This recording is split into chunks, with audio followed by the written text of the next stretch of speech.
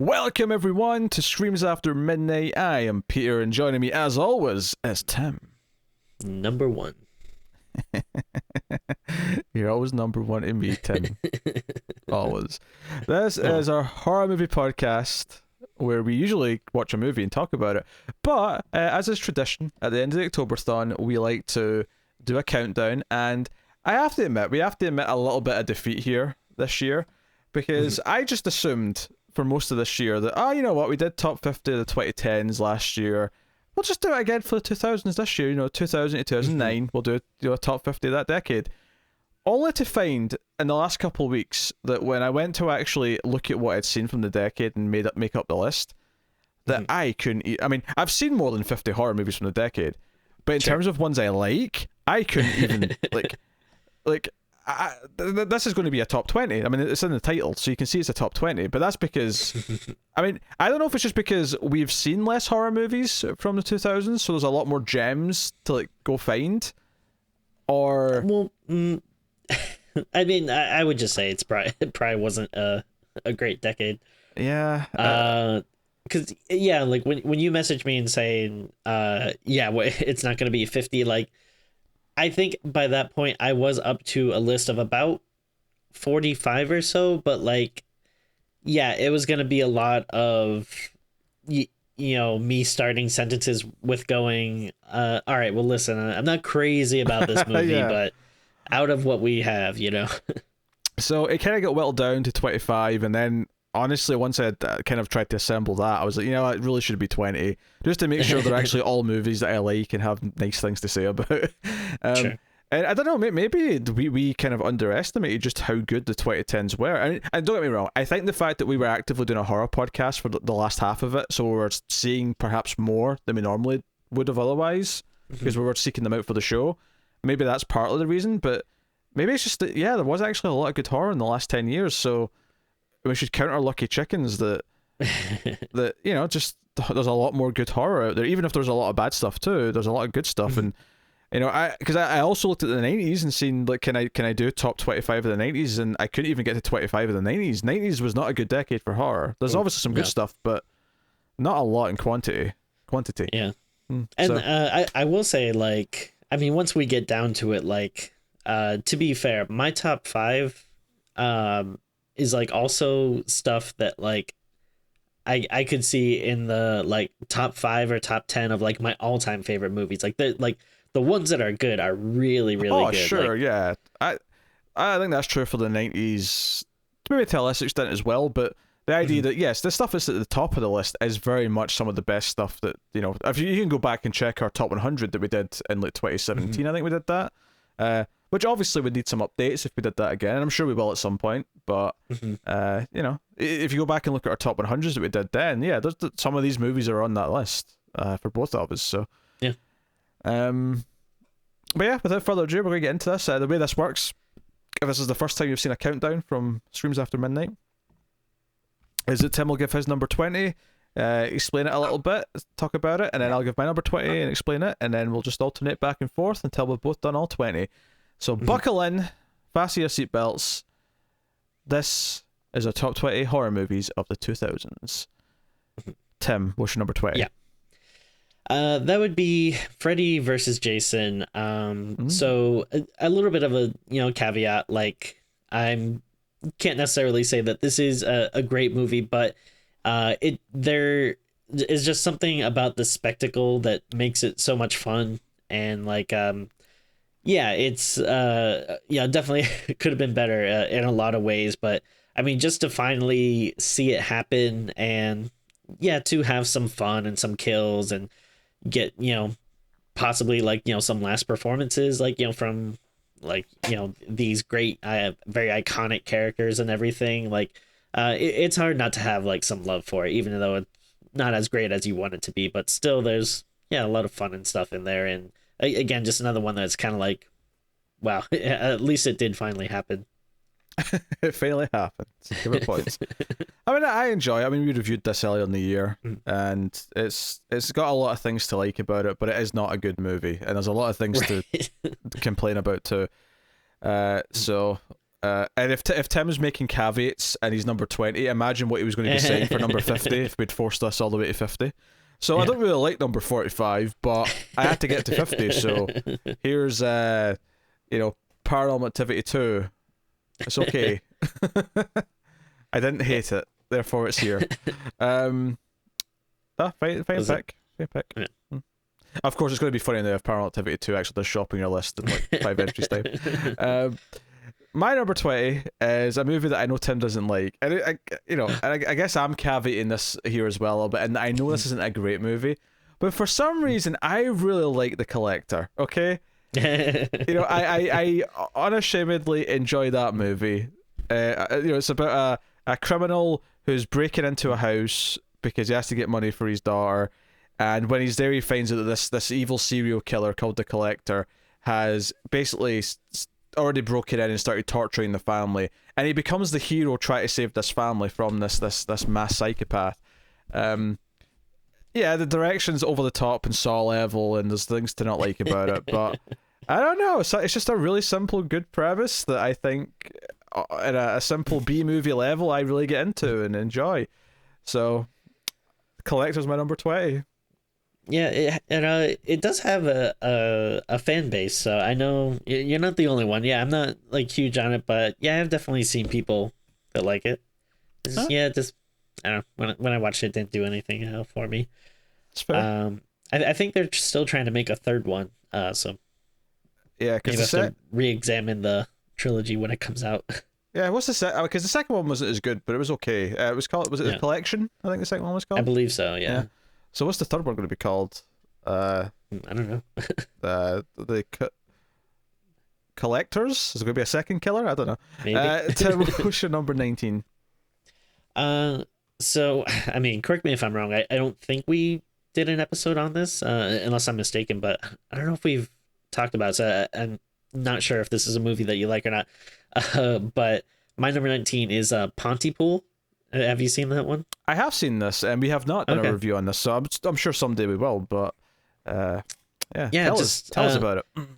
It's just I think a really interesting idea for a different take on a zombie movie, where essentially the whole movie is inside this like radio broadcast. So it's this guy who's broadcasting during the zombie apocalypse, and the like cool mechanic of it is it kind of starts to manifest like you show the signs of it when you start like kind of just saying like gibberish and not making sense. So there'll be like a lot of characters who'll just like be talking, and then all of a sudden they'll say something kind of like off or that's not normal, and then you're starting to get the sense of like, oh, they might be turning. And it's just really creative, and works a lot with not very much, but just uses it very effectively.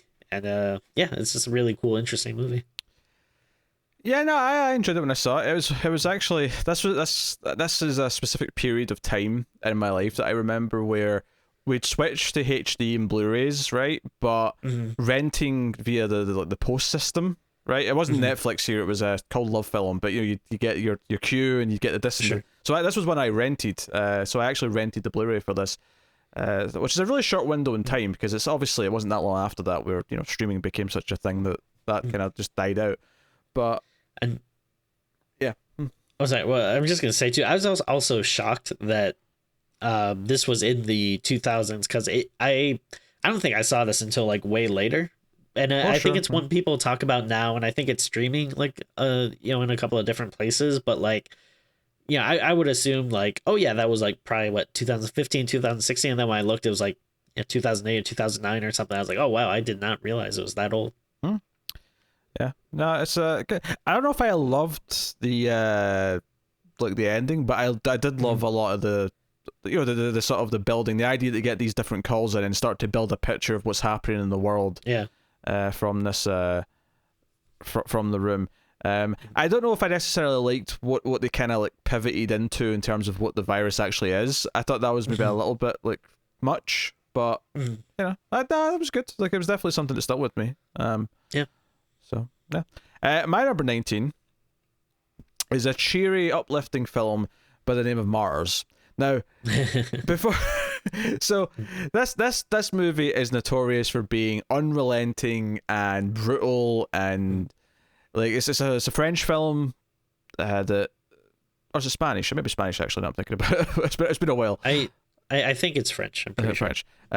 So it's this brutal film that starts out with these characters who are breaking into a house, and there's like a little bit of context for it, but then it becomes about there's something else completely. Where I don't want to get into like plot details because I do believe you should go into this cold, but there are some really sort of like disgusting and vile kind of like torturing going on. I wouldn't even necessarily call it quite torture porn because it's not over the top in like a Saw way or a Hostel way. It's very kind of just evil in a human way.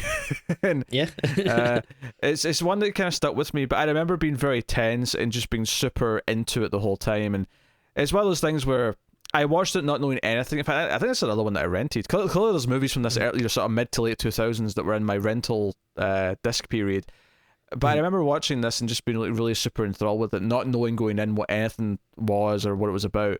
And just the reputation that it has online afterwards, where I was seeing people who were like vomiting watching it and like discussing and recommending people shouldn't watch it because you'll like regret like putting yourself through it. And I'm like, I didn't think it was that traumatic to watch. Like maybe it's just because I watch a lot of horror movies, so it was like, yeah, it's definitely more brutal and unrelenting than a lot of others. But it's definitely it's about people who are held captive and just the awful torture they go through.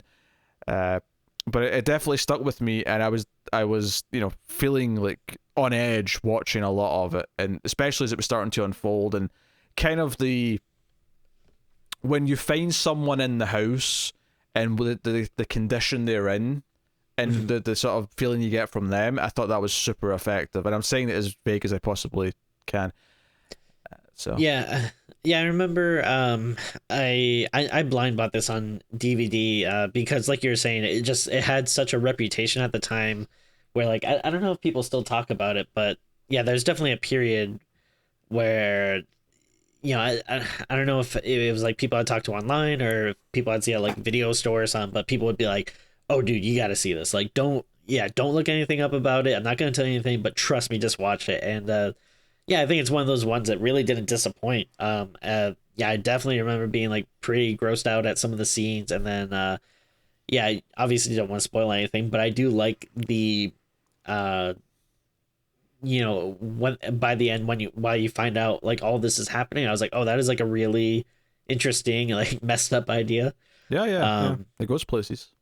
Yeah, and it's a shame that like I feel like there was a lot of projects after this that people would be like, oh, like the director, 'cause I think it was multiple people if I'm not mistaken, like people would be like, oh yeah, like they're supposed to do this movie now or this movie now, and like I feel like nothing has really actually like ended up going and being good, which is like a shame. But yeah, I want to say that we did do a movie by the directors of this at some point, and well, I think they did the Leatherface movie. That was like the big one. That was it. Yeah, and that was terrible. Yeah. Yeah, that's unfortunate. And there was a remake in 2015, which I never saw. I completely forgot about that. Yeah. Yeah, I have to imagine they softened it so much for the Hollywood audience that it's just worthless, I assume. Yeah, I've not heard one single thing about it. So I mean, not that you have to hear something for something to be good, but I imagine if it was good, like at least some people would be talking about it. Yeah, that just came and went. The director went on to do not only. Now you're thinking of something else. Leatherface wasn't this guy. No, okay. Wasn't Leatherface the team who did like Inside or something like that? Was that not them? Maybe that's it. Yeah. I get those two confused because they came out around the same time and they're both kind of like these extreme French horror movies. So I apologize. Yeah. So this guy went on to do The Tall Man, which I never saw, but he also did a movie that we did review, which was Incident in a Ghostland. We did that just last year. Okay. Okay. Which you liked more than I was. I was quite down on that movie, and you were a bit more positive. Yeah, and definitely not great. Definitely not up to Martyrs, but not like a horrible movie. Yeah. So, but yeah, Martyrs is my number 19. Tim, what's your 18? 18, a movie actually I just rewatched the other day, but one that was like pretty big with me and my friends in high school, and that was Session 9. Yeah, very like a low budget indie movie about some like just kind of blue collar, like construction dudes that uh have a week to basically like clean out this big like abandoned mental asylum, which was based on like a real place in Massachusetts, I believe, so not too far from where I grew up. Mm. And then yeah, like some kind of freaky stuff starts happening. Like one guy's getting obsessed with these tapes from an old patient that he's listening to, and then they kind of start being mysteriously killed basically. But um I think like growing up, I like this was like a really cool indie horror movie that not a lot of people knew about, so you kind of like would pass it among your friends and stuff. And rewatching it, I still think it's pretty good. I don't know if it holds up like as well as I remembered it. It does have a very kind of like early 2000s look to it, which is a shame. But there's still like some really cool scenes. I like the general premise, and like yeah, there's some shots in there of the mental facility that they used, because again, it's based on a real place, so it looks really interesting. It's like really beautiful, um, and to see this kind of like old decaying building and stuff. So yeah, pretty cool movie. I still dig it. I saw this for the first time a few years ago, and I have to admit I kind of hated it. but but I definitely agree with what you said there. It looks like an early 2000s movie. Like, Yeah, it really looks like one. So whatever image that conjures in your head, it's probably what I'm thinking. The most excitement I got from it is that there was a GIF that was always shared online that like I had that moment in the movie where I realized it was from that. It's where he says "F you," and the camera kind of goes in and he points. Like I was like, oh, that's from this. Oh, but yeah, I wasn't super into it. But hey, yeah, it's yeah. Again, a lot of it might be some nostalgia playing it up. But again, I did watch it and still the other day and still liked it. But yeah, I can see it not being for everybody. My number 18 is High Tension or Switchblade Romance, whatever title you know it by. French film again. Let's get French films back to back here. Didn't even realize that. Which, we did it again. We did it for the show like last year, I think. And it was the first time I'd watched it since I'd first seen it, and I was pleasantly surprised, like, at least for me, that it held up quite well. I liked how brutal a lot of the kills in it are. Obviously, it's a movie known for a twist that it has, which I won't spoil here, of course, but I think the tension in it works really well. I think it is well shot, and it's another one of those ones where I feel like you have this movie that's so well directed, and then the director seems to go on to not do anything else that I like that much. Like, because I think that because Aja did this one, I think he went on to do like the House of Eyes remake and stuff like that, and I wasn't like super into his other films, but it's not like I don't think they're the worst, but it's also not like something you get super excited about. Yeah, it's it definitely doesn't seem to have as much of a stamp on it as this movie did. And you wonder why that is, and what is it about transitioning to like a Hollywood movie that changes this? But but hey, I do think High Tension does hold up quite well, and some people hate the twist. I don't have that much of a problem with it. It is kind of like, it almost doesn't take away from what I liked about it, which is just how sort of like visceral the kills are, and just I mean, it is, when we watched it, I was like, okay, it's a little bit more 2000s than I remember. It's one of these things when you're out of the era, you can kind of see the qualities of the era creeping up in the movies and stuff. But I think it still holds up. And yeah, so there you go. What is your number 17? Well, one we actually just talked about, and that's Martyrs. There you go. So yeah, I mean, I won't dwell on it too long, but again, just very brutal, very effective movie. I do kind of flirt with the idea of maybe going back and rewatching it sometimes, but also it's like don't want to put myself through that. Well, I'll put it this way: we're definitely going to at some point do it for the show. So sure. I mean, and yeah, there's probably enough French horror we haven't done that we can do a French horror about at some point. Oh, for sure, yeah. So Yeah, well, I'll go at my 17 then, which is Pulse, aka Cairo, the original Pulse from Japan. Which, now I'll admit it's been a long time, so I can't tell you too much details wise about the plot, other than that ghosts are invading the world via the internet, which I know sounds like nuts and stupid almost, but it's really good. I think what's really interesting about it is that it feels like a Japanese horror movie with ghosts, but it's like more apocalyptic. Like it's actually like the ghosts are trying to invade and just take over the planet.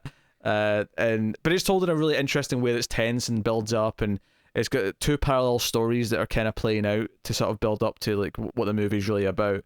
I know it was remade, and I never saw the remake, so I mean, again, it's been so long, I can't really tell you much about the remake, but I just remember it was awful. So this is one that I would love to go back and revisit at some point. So any excuse we can find at some point to do like a Japanese horror month, I'll definitely slip this in. Actually, I actually recently bought the Blu-ray, so I will be making that part of my October watching. I just got through all of the One Missed Call trilogy, so Pulse is probably next on there soon. I have seen it before, but I mean, kind of like you said, like it's been so long, I really couldn't tell you much about it other than like, oh yeah, I remember it goes something to do with the internet. That's about it. Yeah, I've never seen the One Must Kill trilogy. That'll be something to do at some point, but oh no, I shouldn't want to. It's not the worst, but it's definitely not the best. Oh no, we'll see. I'll probably I mean, well, it'll be all screwy when this comes out, but I'll probably talk about it when we do our kind of weekly on the news talks about what we've been watching. Yes. I'm looking forward to that actually, because obviously we're recording this earlier in the month, but there's a new Resident Evil movie that was announced this week that I'm looking forward to talking about in the news, so go back in time and check out that episode. So that was my 17. So what's your number 16? Paranormal Activity. I think a series that people kind of make fun of a lot, and like a lot of the sequels were bad, but I still really really like the first one. I think it was like super effective, very easy, kind of like cheap horror movie, but again, like I feel like they were able to get a lot out of just very simple found footage camera tricks, and obviously you can probably blame it for a lot of the horrendous found footage horror movies we had to put up with. Looking at you, Gallows. Yeah. But no, I mean, I think it's still like just a really simple, good, effective horror movie. Yeah, I like the third one more than the first one, but I do think the first three for the most part are decent watches. And I think 1 and 3 are the two better ones, but three's not 2000. Three's a 2010s movie, which is why that won't be coming up in this discussion. But no, I mean it's easy to sort of make fun of it and like blame it for a lot of things, but I do appreciate like what they were able to do with just a camera in a house, basically, and like a couple of tricks. That's all it is. Yeah. So obviously it ended up buckling under the weight of them having to add to the mythology every movie for 6 movies, and soon to be a 7th because they're making another one. I know we got a break because they wrapped up in 2015 with the 6th one, and it's like but we'll be back in like 5 or 6 years. Don't worry. Yeah. And was this early Blumhouse? Was this a Blumhouse movie? Do you know? I think it actually is. But do you know what? By the time Blumhouse became Blumhouse to us, I feel like I'd forgotten that they started with Paranormal Activity. So now I think of them more as like, Truth or Dare and Get Out and stuff like that. Like I think of other stuff now. Truth or Dare and Get Out. I mean, like those are kind of like the two ends of Blumhouse, but I was trying to think of a good example of a Blumhouse movie and a bad example, for variety's sake. But no, that's a fine pick. My number 16 is a little gem called Slither, starring Nathan Fillion, directed by James Gunn, as well as a variety of other people that are worth mentioning, but I won't name them all. And it's funny. It's a horror comedy about an alien monster that keeps growing after it's possessed one person and keeps like building this I don't want to spoil it, but weird stuff's happening around the town. There's a lot of like body horror. There's a lot of like gross out moments. I think Nathan Fillion has one of my best reactions ever in a horror movie when he sees what the villain's been building. Because it's this very David Cronenberg body horror kind of stuff. But it's a delightful time, and it's got James Gunn's like humor and like dialogue in there, and it's one of those things where when I saw it, like I went into it not expecting much, and it's been one that I have revisited this quite a bit because it is just such a fun B movie. It knows what it is. It has the fun practical effects. It has the great cast, making it all come together. So yeah, this one's really good. I like this one a lot. It has been forever since I've seen it. So this is one I always want to go back and revisit, but I just never got around to it. I think it's like Shout Factory or Scream Factory like has like a nice Blu-ray of it. So I keep thinking like, oh yeah, I should buy that at some point. And then I just haven't got around to it, but no, definitely a solid pick. Yeah, now you mentioned that went a long time without a Blu-ray because it was one of those things where like most stuff was out on Blu-ray at a certain point and Slither was still kind of languishing behind. But yeah, I think it is out now. So no, Slither. What is your number 15? So another one that I think we're a little split on because I believe I like this more than you do, but Trick or Treat I think is a just really fun anthology horror movie, which I know you don't consider an anthology movie, but I do. I think like all the stories are really good. Again, kind of what do you call it? Like steers towards like the funner side of things. Like take the stories like too seriously. But yeah, they got like some good actors, some good gore and surprises, and I don't know, just I like it quite a bit. What's funny is you said that I don't consider this an anthology movie, and I don't remember having this debate and what my argument was. But if that's what I said, I'll stick to it. I mean, I could be wrong, and people can correct me. I think your logic was that all the stories are like kind of connected, like they're not segmented stories. Which I don't know. I think you can make an argument with that. But I don't know. I still feel like they're different and stand out enough. No, I think I remember. I think it was more that the stories don't just they're not all contained to the story. Like they cut in between each and keep jumping around. Right. I think that was my argument. That makes sense. Yeah. Yeah. Which I mean, we need to argue about it. Like I get what you're saying, but I don't know. For me, it still stands out enough, and they're different enough that I mean, it doesn't matter. I mean, there's no criterion for this list that it has to be an anthology movie. Tim. It's true. You made a reference to my opinion on something. I don't remember having that opinion, but I'll stand by it.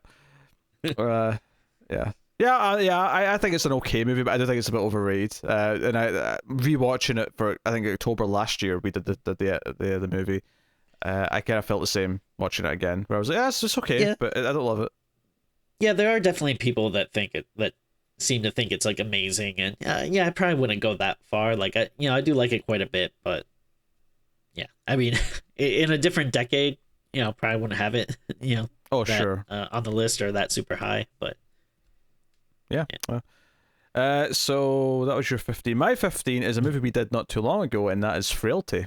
And this is one that might not have made it so high had we not rewatched this recently, because watching it again, I actually was like, oh, this is actually really good. Bill Paxton, of course, directing and starring, and you've got the story of him raising these two kids, these two sons, and he's convinced that there's demons in the world, so he's using his sons to help him go and kill people that he's saying are demons. But obviously we're debating, is there demons? Is this true? Is this just a madman who's trying to turn his sons into killers? It's really good stuff. I know, so eloquently put. But I think the performances are really good, and it is a really dark, compelling movie. That's it's got a lot going for it. I was impressed when we watched this again, how good it was. Yeah, I liked it quite a bit. I actually did have it just a bit higher on my list, but I had to once we went from 25 to 20, it unfortunately didn't make the cut. Sorry, Freddy versus Jason just had to get in there. But no, Frailty is really good. I think I saw it like when I was young, like when it first came out, so it'd been a while. But then when we did it on the show, I was pretty pleasantly surprised. Like, oh, this is a very solid movie. Yeah, the whole cast is great, and obviously like always great to see Bill Paxton in anything. But yeah, good stuff. Yep, no, really good stuff. What was your number 14? That would be 28 Days Later. What do you need to know? It's a zombie movie. Guy's in a coma. English chap. He wakes up and the world's overrun with zombies. The early 2000s was, I guess, maybe an interesting time for zombie movies. It's like, I guess this is around the time when like zombie fever was, really just kicking in, and this kind of felt like a new novel approach. And I do actually want to watch it soon because it has been a while. So I don't know how well it holds up, but I remember really liking it when it first came out, and it felt new and original. And yeah, I guess it was like the first time we got kind of like fast running zombies and stuff. I do feel like the last time I watched it, again, just going back to it having like a very early 2000s kind of feel to it. Like I don't think the look holds up super well, but I still like the story and approach enough to it. No, I think technically you were right, because I think the character's English, but Cillian Murphy is actually Irish. Just okay, gotcha. Putting that out there. I mean, when he wakes up, he's in London. Like which another like really cool thing about the movie is just seeing like big like I don't know what the hell they call those places, London Square or whatever. But just seeing it like all empty and everything. Yeah, you see the Houses of Parliament, and you see the all that, the bridges across the Thames and all that. And yeah, no, it's cool seeing like a typically populated area like that completely empty. And I don't know if this is like a made up story or something, but I believe they said before that like how they got away with that is they would like redirect traffic with like these like attractive women in bikinis, so like that way like people wouldn't get mad. So they still had like signs saying that were redirected, but they just had women in bikinis like holding the signs. Yeah, basically. Is so that because like because obviously that's a lot of people that you gotta detour and on their like morning commutes and stuff. But I guess like the idea was at least if there's an attractive woman, they're not gonna be as mad about it. Someone can correct me if that's not an accurate story, but I believe that's what I heard. I also assume that this was done as early as possible. Like as soon as daylight broke, it was like, okay, like because it's the quietest that it could possibly otherwise be. I don't know. Yeah, would be my guess. I hadn't heard that story. I'll be honest, it sounds kind of made up, but yeah, maybe it is. I don't know. I think there's a lot of good things about 20 Days Later. I'm not. I really hate the last act though, so I've never been the biggest fan of that movie. For that reason, and a lot of people love it, so I don't want to like shit on it too much. But it's never been my thing. So that was your 14? Yep. My number 14 is actually also a zombie movie, and it is Wreck 2, the sequel to Wreck. This is same night, and it follows a SWAT team that go into the building that's been infested with zombies. It is found footage. It's told from the perspective of all the head cameras that are on the helmets of the soldiers going in. And I think what I love about this is it's a thrill ride, which the first one was as well, but I kind of loved how it didn't have to like make some sort of convoluted reason for things to happen again. It did the Halloween 2 thing of no, it's the same night. Like we're literally still in the same building, and it's the team getting in afterwards to try and take care of it. Like I thought it progressed in a really fun way, and it kind of linked back to the first one in some really fun way. I don't want to spoil them, of course, but just some really intricate ways where it kind of like made things feel kind of cool, and it played with your expectations based on what the end of the first one was, and it. I saw this in theaters. This is the only one of the series that I saw in theaters, and it was a super invigorating thing to see because it was just this 90 minutes of non-stop like chaos, and I loved it. It does this really cool thing with the perspective of the cameras, where I won't say how it solves it, but there's a point in the film where the cameras are kind of destroyed, and it has to like pick up from somewhere, and the way it does that is actually really cool. That I really appreciate. Okay. So, I feel like I've seen this, but man, I don't.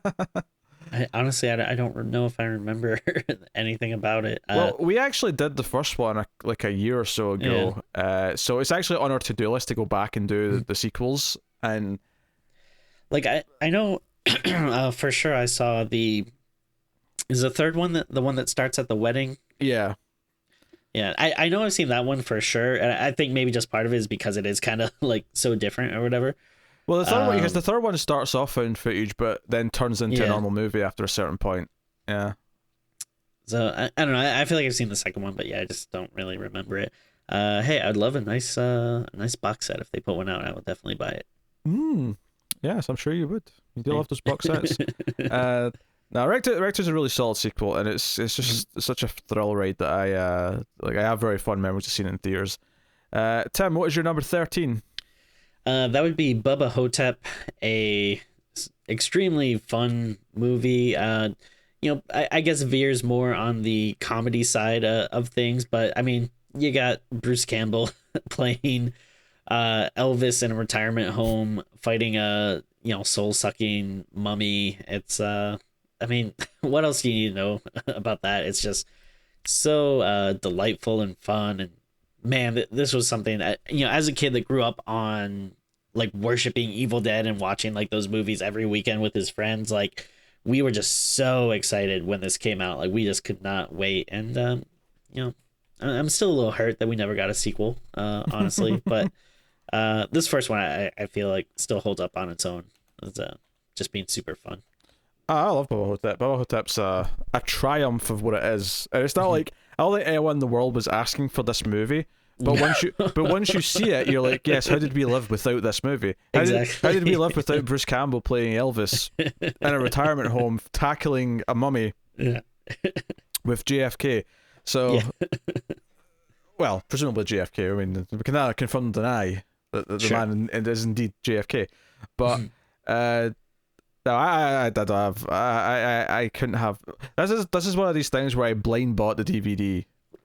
Back when I was blind buying stuff left and right on DVD in high school, and I remember just watching it and being floored with how much I loved it. So Yeah. and it's not even like I'm an Elvis fan. I mean, I don't dislike Elvis, but look, no, totally. I have no attachment to Elvis as a artist or personality. So Sure. it was delightful.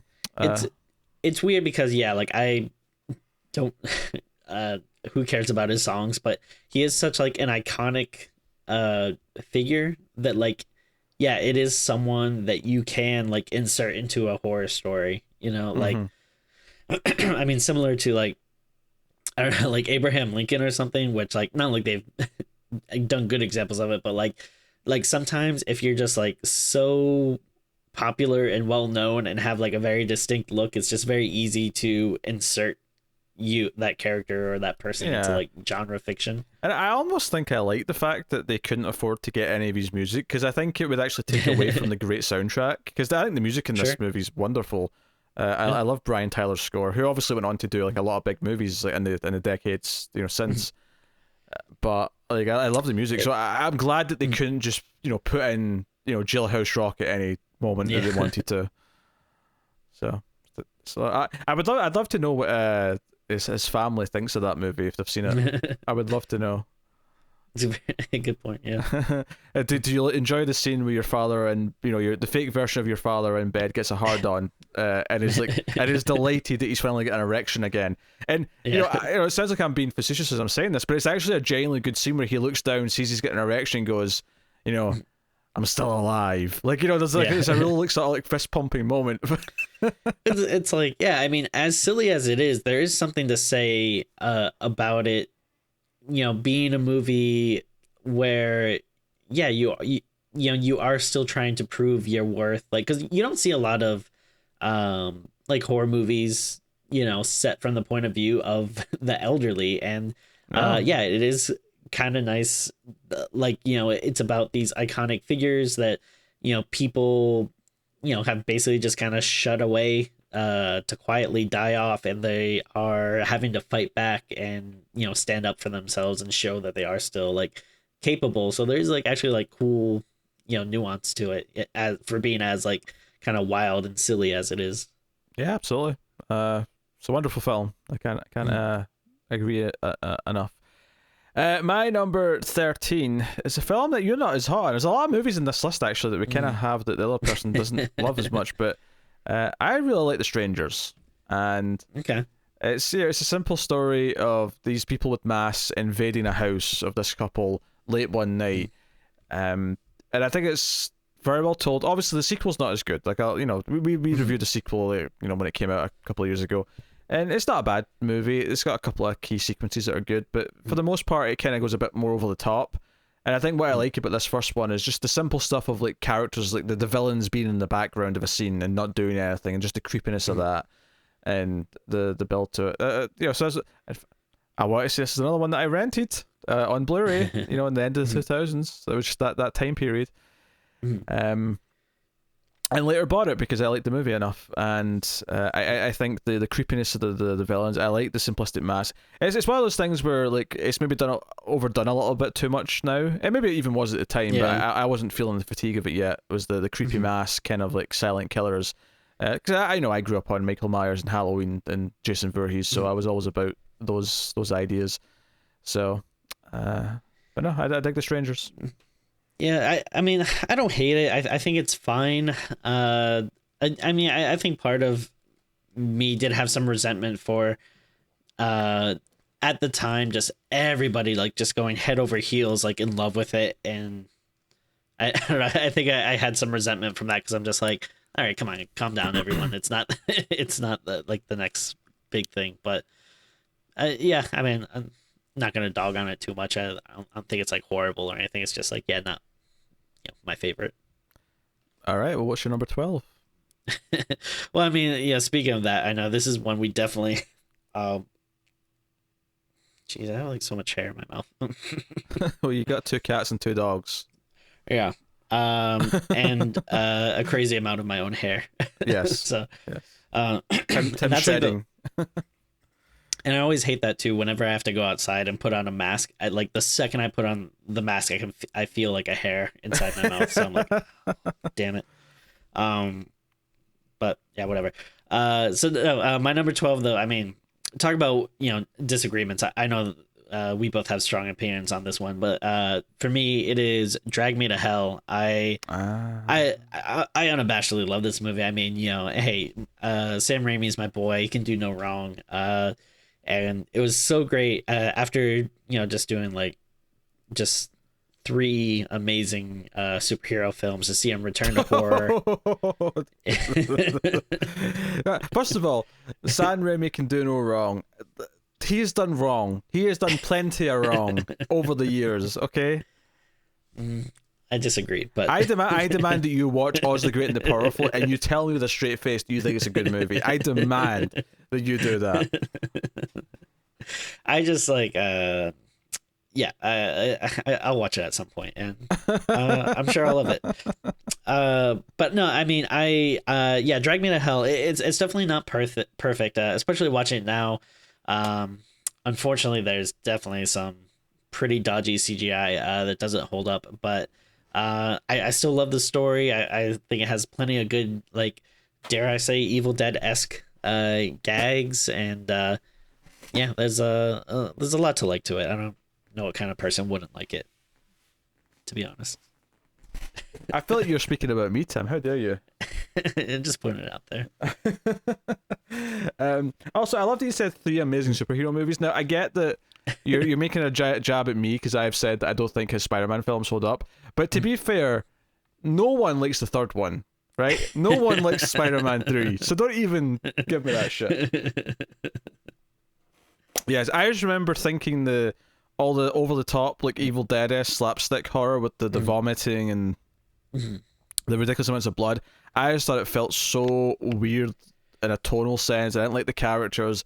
I wasn't really into the premise. Yeah, I didn't like Drag Me to Hell at all. Sorry. Sorry, Tim. Sorry, everyone is wrong sometimes.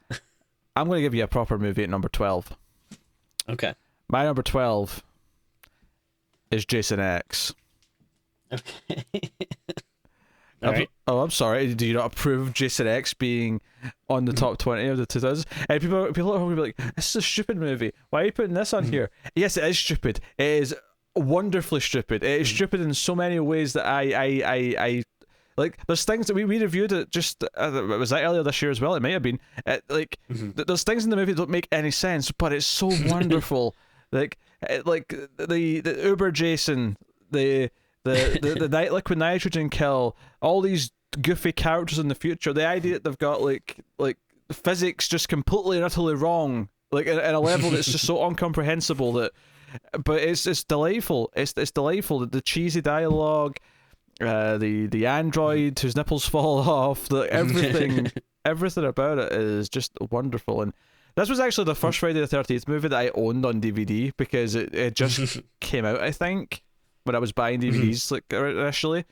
Because I never had a box set in DVD. Actually, is that true? Maybe I bought a box set quite late on in the DVD life cycle. But when I bought Friday the 13th movies originally, I bought them individually. I bought all of the individual Friday the 13th one by one. But Jason X was the one that I had first. I never got around to getting 9 though. No. Which I'm okay with, quite frankly. The fact that I even own that now in a box set is disheartening enough. I don't have to think about it. But yeah, Jason X is this weird oddity of like, you know, as far as like, you know, let's do this franchise in space. Now we'll get to Critters in space at some point, but we've done Leprechaun in space. You know, we've done Hellraiser in space, and I think you would agree that Jason in space is the one that's the creme de la creme, the pinnacle of that idea. Oh yeah, no, totally. It's not a good movie, but it is tons of fun, and this is kind of like the only thing you can really do, or this is like one of the fun things that you can do with like, you know, franchise movies is, you know, you get to a certain point where you can kind of do really wild ideas and take them into, you know, crazy places. And yeah, again, doesn't always make for like high art, but yeah, sometimes it's just so like cheesy and fun that yeah, I can't really deny that it's not a good movie. Yeah, X gonna give it to you. Jason X, masterpiece. But then again, I'm also someone who will defend Jason Takes Manhattan with passion. I think we both would, to be honest. But yeah, no, I'm a big fan of that one. Yeah. That boxing scene is just a masterpiece of filmmaking. Tim, what's your number 11? That would be 1408. You know, I was as I was looking through the movies that came out in the early 2000s, I was very bummed that there is not that many Stephen King things to choose from. But 1408 is one I actually genuinely like. It's you know, pretty simple premise. John Cusack is a paranormal debunker, and he wants to stay at this notoriously haunted hotel room. And he does, and a lot of crazy stuff happens. But I think there's like some genuine you know, good scares and weird freaky stuff. And yeah, I like this one quite a bit. Yeah, I've actually seen John Cusack now. I'm reviewing Utopia on Amazon, and he's in that. Oh, okay. So I've been seeing him recently. I never saw this, actually. I have nothing to say. I never get around to watching this one. I feel like it... I mean, I don't know if you'd hate it. I don't think you would love it, though, but I really like it. Okay. This is our most divisive decade, I think, because I equally think that we'd struggle to do a big list for the 90s. In fact, I was joking that we're going to try and watch a lot of 90s horror movies next year, just so that when we get to the potential top list, we could at least do a good 25 of 90s movies. Because right now, I couldn't even give you 20. I think I'd be able to do like a top 15. Yeah, and that'd be sounds about right. Yeah. And again, I've seen a lot of horror movies from the 90s. I just don't like most of them. So yeah. Anyway, so that was your number 11. So my number 11 is what I think is the pinnacle of this franchise, and that is Final Destination 2, which I think is a treat of a movie. And I like the first Final Destination. It takes itself a little bit seriously, but there's a lot of fun stuff. The kitchen kill really sticks out. The second one, though, it's like it understood what it was. It takes itself a little less seriously. It's a bit more fun, and it has the best kills, I think, for the most part in the franchise. I love the almost the Mousetrap-esque quality of the kills, sort of how they line up, and the glass falling on the kid, the the kitchen kill, even just the highway stuff at the start, because they always start with these big set pieces of like how everyone dies originally. Like I think all of that stuff is super fun. The barbed wire kill is amazing. There's so many good kills. It introduces some mythology stuff that I love about, if this is the order we're supposed to die in, does that mean that everyone else is safe until then? So can they physically not kill themselves if they tried because they're not next on the list? You know, those ideas that it starts to add in, I really love. I think Final Destination 2 is a blast of a movie. This was actually something that I got on DVD as like this was back when there used to be like these club services where you'd like subscribe to a thing, and they, like that was like the new release they sent me that month. I wasn't on it for long because it cost a fortune, so it was like a bad idea overall. But I just happened to get it almost by happenstance at the time, and was kind of in love with it. And you know, I enjoy a lot of 3. 4 is a bit rough. I think 5 is maybe my second favorite in the franchise, just because even though it's like the worst acting of the whole thing, and the characters are the worst, it's got probably the best like absurd kills after this one. But I think 2 is the pinnacle of that franchise, and if they ever do bring this back and they do more, because I think Final Destination is kind of like the slasher movies of the 80s, where you could keep doing this forever, because all I want out of this is more elaborate and absurd like deaths where like what in the room is eventually going to kill them, and what is the chain reaction that leads to their death. That is just delightful to watch, and the more inventive they can get with that, the better. And I think 2 is the best example of it. So there you go. I only watched Final Destination movies for the first time like a year or two ago. Or I think we did them on the show, right? Or no, we haven't done these on the show. Okay, yeah, because I think I watched them all like in October one year. Maybe it was like 3 years ago now, but yeah, the second one's really fun. I think I had it high on my list and then just kind of got edged out. When I chopped off the first 5 or whatever.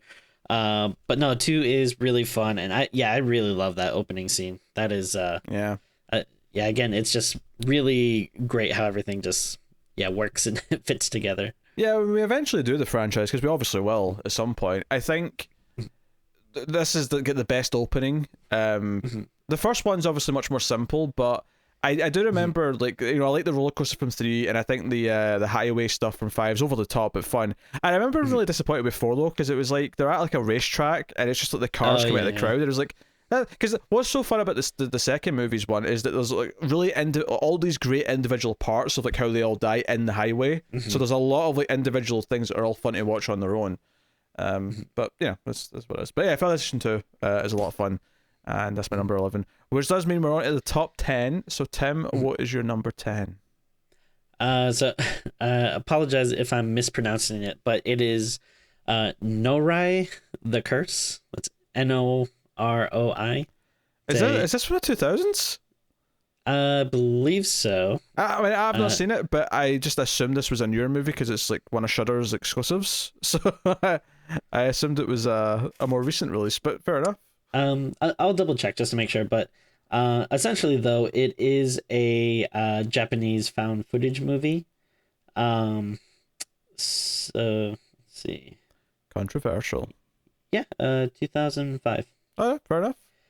I don't think. See, when I first watched this, I watched it. It was all on YouTube for free. So I don't think it's a movie that people really knew about that much, and so maybe it's getting a resurgence because like maybe Shudder just added it or something.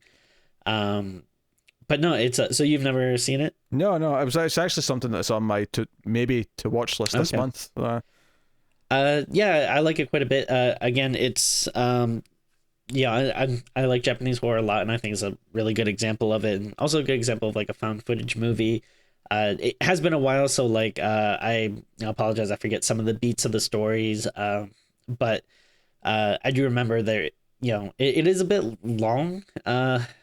So I mean, maybe that's one thing I would say like against it, but it is very like captivating, and there's some twists and turns and interesting things that you find out. But again, just a really effective movie, and it was cool to see found footage, but from like kind of a different like countries perspective, because again in the like 2000s and stuff, there's a glut of found footage movies, and they're all like pretty bad, but it's interesting when you see like the style that you kind of start associating with a certain type of movie, but done in a different, interesting way. Yeah, I mean the 2005 though, that puts it before Paranormal Activity. So obviously Blair Witch happened and is probably the inspiration for it, but Yeah, it does put it before the wave of like constant found footage that's movies. true. Yeah, It does put it before that, so that's interesting that they had like a big example. but I didn't see it in 2005 though. Like I Oh sure, probably yeah. saw it like 2014, 15, something like that. But Yeah. yeah. So yeah, but so I'm maybe going to watch that soon. It's on the Cool.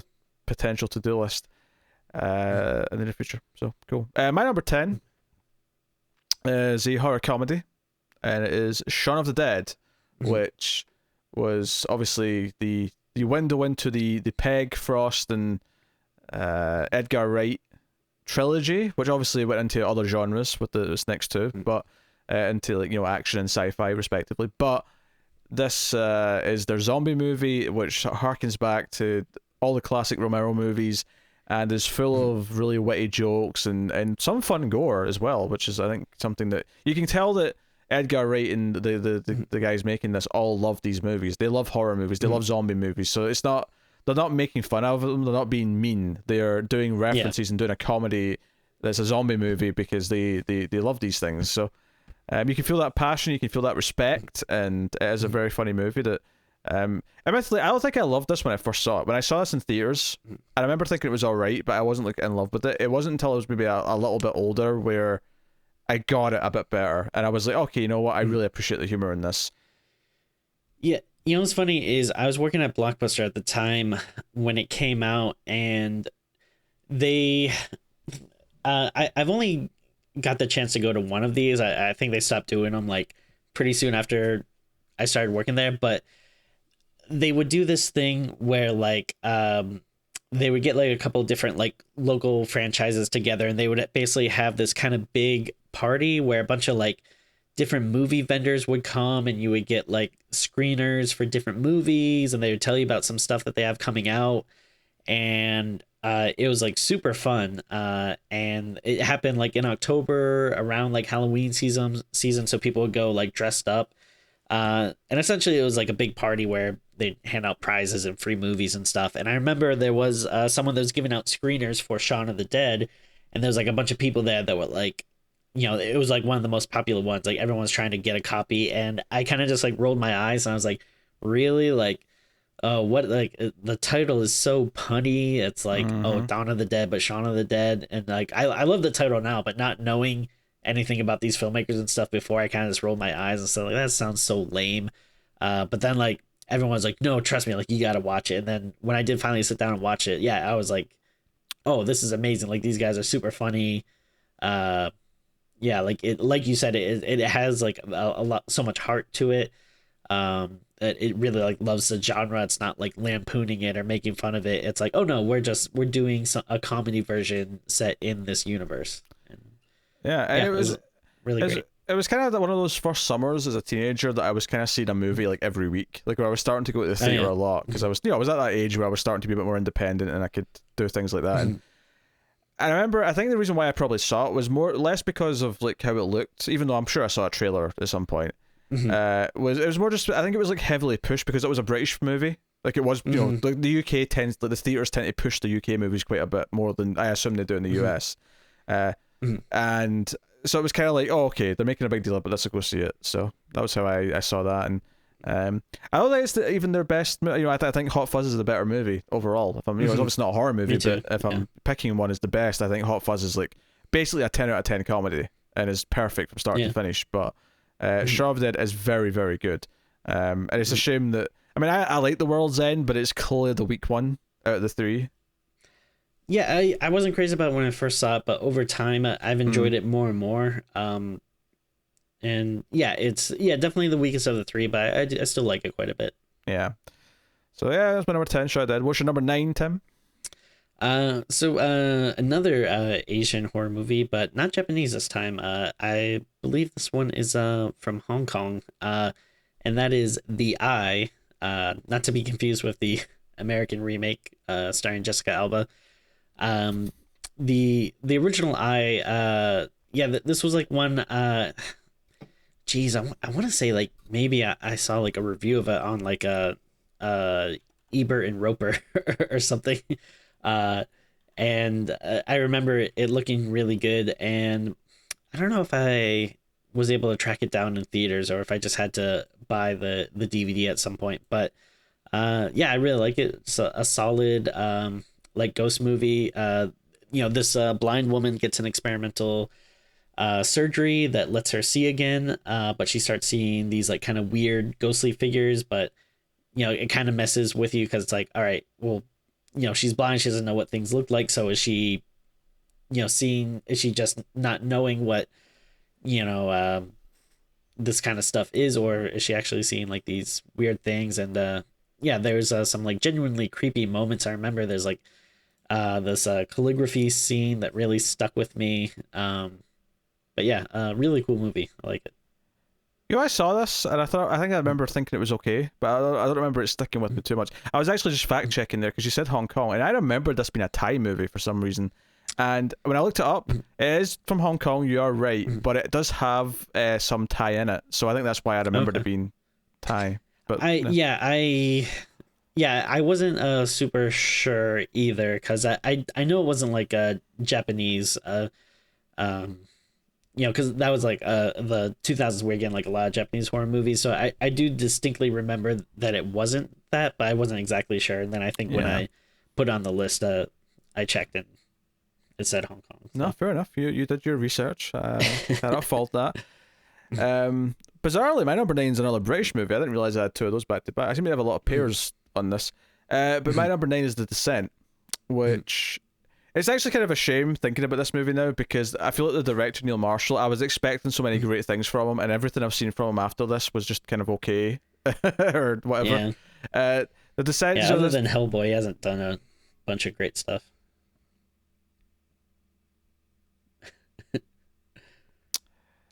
Yes, it's Hellboy, which might be the worst film he's made. But yes, Neil Marshall directed this, and it's a movie about a bunch of cave divers going in, and an all-woman team of friends who go into this cave, and they try to take this shortcut, and it's not a cave they're supposed to go into, and they get lost. And what I've always appreciated about this is just how good it is before we even get to the monsters, the supernatural element that's in the caves, because them just like try to squeeze through these crevices and getting stuck, and if you're claustrophobic, this movie is like super like tense, and it's just a really well made movie, and it's one of those things where I expected so much from the director after it. It's kind of a shame that I don't think he's ever even come close to touching this one again, but yeah, it's a super good time. No, it's great, and it's filmed so well, and like you feel like the thing that's always impressed me is that I saw this in theaters, and I remember just being in this really big open theater and yet still feeling so claustrophobic because like the filmmaking was just like that good. And yeah, it definitely is a shame that like I think he's done some okay stuff, but yeah, definitely hasn't done anything that's touched this. Yeah, I think I should point out, we bring this up every time we talk about it, and we've still not actually reviewed this one, and I'm sure we will at some point. But the US got like a fake ending. Oh sure, yeah. Where, I mean, I don't want to spoil it by saying it's what type of ending it is, but let's just say it changed the tone of the ending completely. And it's one of those things where now if you have the option, like make sure you get the right cut, get the real ending, because it does completely change the ending to soften it.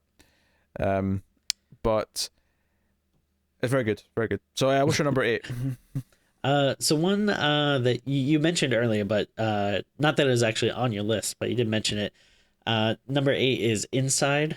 So another French extreme horror movie.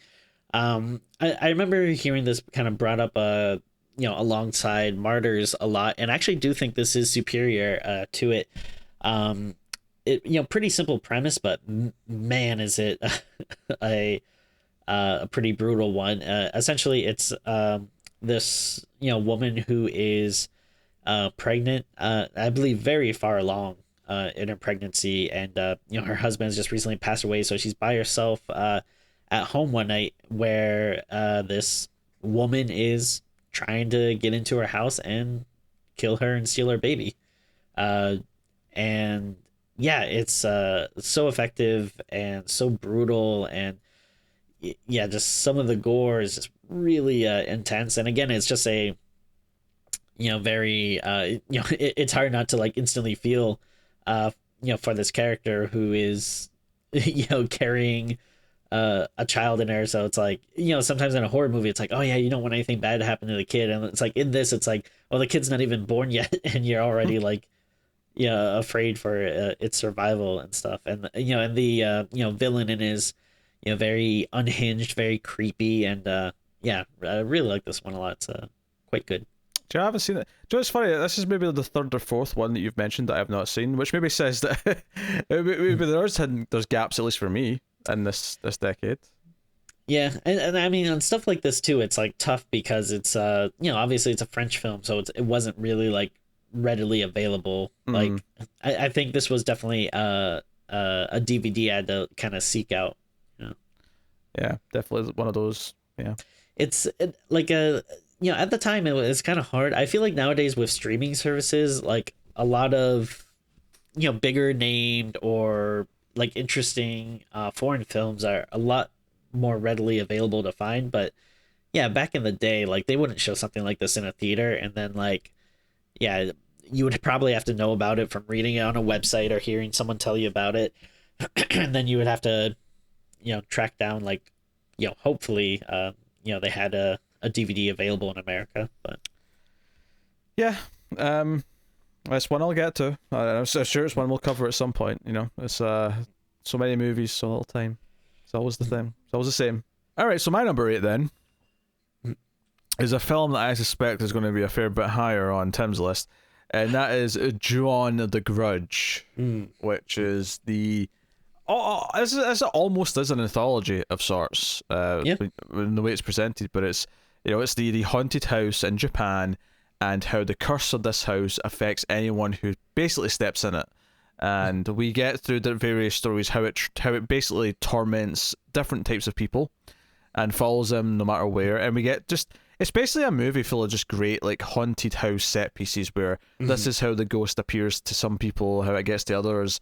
And there's not really that much of a plot. There's definitely some backstory that's built in that we get some of towards the end of the movie, but it's not. Because that's one of the things they changed in the American version when they remade it, is they tried to give it a bit more of a conventional wraparound plot with something that resembles more of a main character, whereas the original movie kind of jumps around characters in each sort of vignette, because it's like, hey, this is just this vignette now.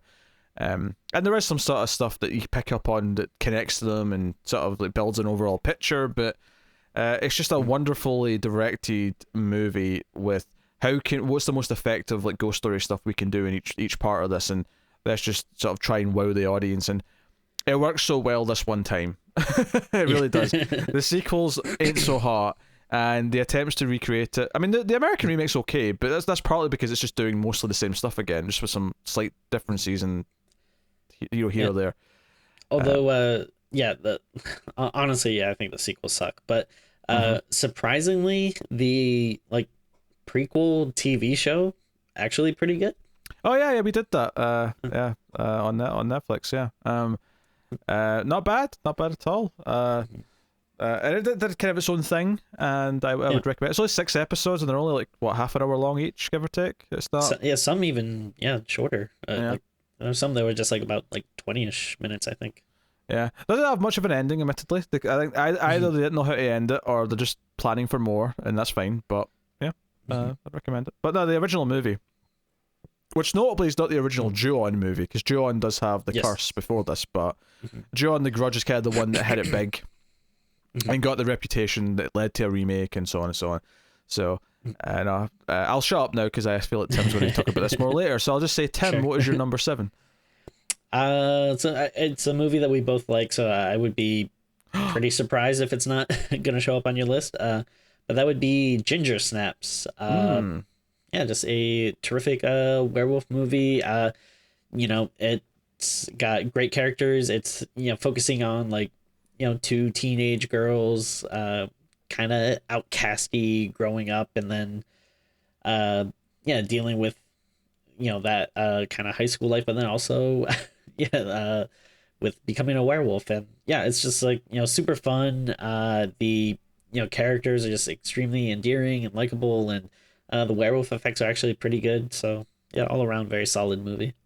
Yes, and the whole thing's a metaphor. It's a coming of age metaphor. Werewolves, Right. Representing the womanhood of the characters, and they're kind of late bloomers, and yeah. So I mean, all that stuff's wonderful. And you introduce us to Catherine Isabel, who become kind of like a horror scream queen, I suppose. Even though it's debatable how much like stuff after this she did that was really worth like a whole lot. I mean, she was in American Mary. She had a small part in Freddy vs. Jason. She's popped up in things here or there, but nothing's ever been quite as like main or iconic and like as loved as Gingersteps is, I don't think. Yeah. But and then like the other sister too. I apologize, I forget her name. I think it's Emily something. But I mean, she's got some chops too. She was in the original It miniseries, and she was a recurring character on Supernatural. So, some wait, she must have been super young, and she was one of the kids, I assume, in the original It then. Right. Yeah. They're both good. This sort of stood out to me is like one of the only good werewolf movies for a long time, and there's still quite a short list. Even though I've seen a couple other good ones in the last couple of years, but this was one that I saw. It was on the Sci-Fi Channel on TV, and I sort of had it on as I was doing something, and by the time I got about half an hour into it, I just was drawn into the movie and ended up stopping what I was doing and just watched the movie, which I do miss that happening to me. That's one of the things of not having like channels we have channels, but I don't really have them. I don't bother with cable or caring about any of that shit. Right. The one thing I do miss is like just sort of catching things like that and like sort of being drawn into it. But then again, we have a lot more ways to like find movies these days where people recommend them. We didn't have podcasts then telling us what the movies were worth watching. So whereas now, there's a lot of sources of that information. But I do miss that discovery that you sometimes had. But then again, we watched a lot of shit that way too. So there was a going through a minefield kind of aspect to it. Yeah. But no, Gingersteps is great. My number 7 is a Japanese film by the name of Dark War. This is from the same director, Hideo Nakata, who did The Ring, or just Ring or Ringu, depending on how you pronounce it. And this was actually... I mean, a lot of this might be a personal attachment thing, because this might be the first like foreign horror film I ever saw. But I remember watching this, I bought the DVD from a supermarket back in the early days of DVD, and being excited to have this weird, different, like non-mainstream thing, and just watching it, and it's just this ghost story of like this ghost above the apartment, kind of in the water coming down from the roof or whatever, or the apartment above, and it's just super creepy. I drew into the story, and I was kind of into it. And yeah, obviously The Ring is the one that's got all the prestige, and is the one that Dark Water got remade as well. I never saw the Jennifer Connelly remake of Dark Water. I think it's really bad. Yeah, I'm probably better off for not having seen it. No doubt we'll end up having to do it at some point. I don't know. Just, like, as much as I keep saying about the good movies, like, we'll do this at some point because we should talk about this great movie. All the bad things we mentioned are all equally viable down the line, which hurts. But no, Dark Water, it left a mark on me, and it was kind of like my first window into this different type of movie making, just this different feel and different type of storytelling, and it felt foreign. It felt like it was a different style and type of like city in a movie that I just didn't typically get to see. And it made all those things feel special. So I admit this is maybe a bit higher than it otherwise should be because I have that special attachment to it. But it was a great first introduction, and it's one that stuck with me. So, Dark War. Yeah, I saw this a long time ago at this point. Honestly, I remember not being like too crazy about it.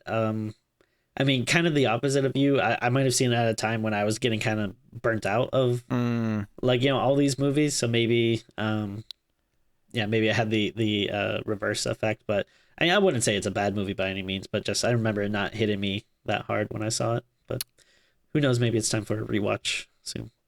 Yeah, I think that's fair. What's your number 7? Or sorry, 6?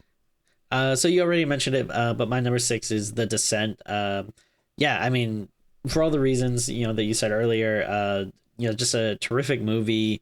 And again, like, there's cool horror monster stuff in it, but just it's just directed so well before that, though. Just the feelings of like claustrophobia, and like darkness, and being down in that like cave is just so yeah, like unsettling, and really gets you.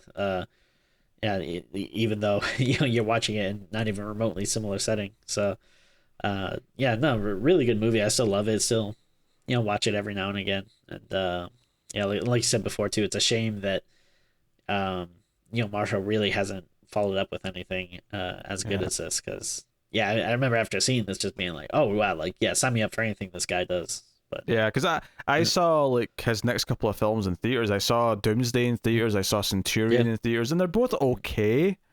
Yeah, but like I mean, Doomsday especially is just like here's an Escape from New York knockoff set in the UK. Like that's all it was. yeah. And Centurion again had an impressive cast. Like Fassbender was in there before I knew who Fassbender was, but. Yeah, so and of course he went on to make that awful Hellboy movie. But anyway, my number my number 6, not that far from where you had it, is Gingersteps. Okay. So Gingersteps is a wonderful little film. I kind of already talked about it, so I wouldn't say much here. Just I think the music's wonderful. I think the performances are great, and I think it's got that personal touch where. I think that focusing on a couple of teen girls are having to hide this as if it's a secret from their parents, and them kind of being kind of edgy and macabre, and their relationship breaking down, and all the ways it does tie into like growing up, and it being an analogy for coming of age, of like one of the sisters becoming more of a sexually active woman versus the other one, and how that kind of as a rift between them and all those things. I think it's a wonderful little film, and still maybe my favorite werewolf movie. Certainly top 2. I'd have to really think about it to pick a favorite, but yeah. So probably number 3 for me, but man, I love Silver Bullet so much. But not saying it's a better movie, but man, I love it. I mean, I'm never going to be too mad that Gary Busey is being represented. Of course. So there you go. That is my number 6. What's your number 5?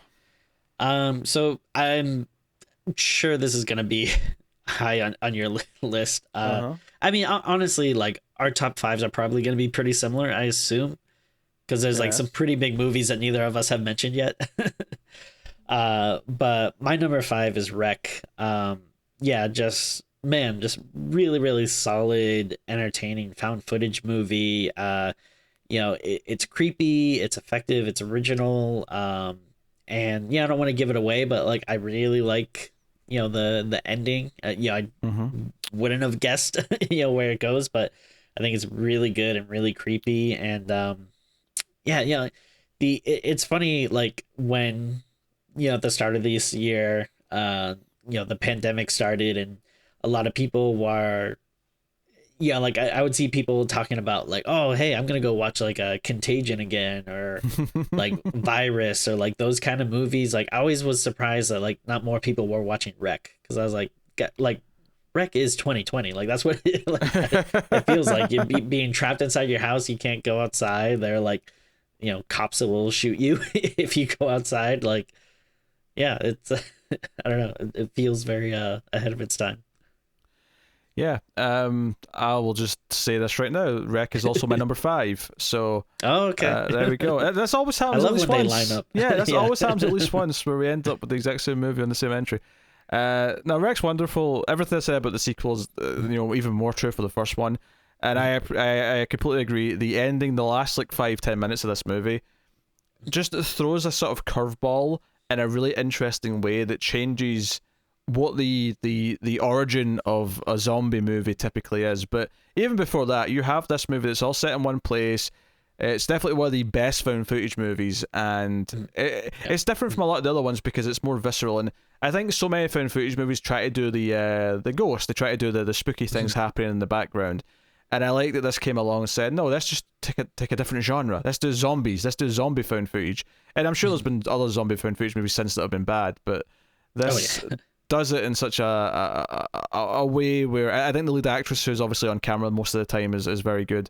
and they give it a reason where they're actually journalists, so it explains why they're filming longer. Because once stuff starts going down, they're like, "Oh, this is great footage. We can use this." Like, so it justifies the found footage element much further than most movies typically do, even the ones that I like. So, there you go. That's Rec. Highly recommend it. Highly recommend it.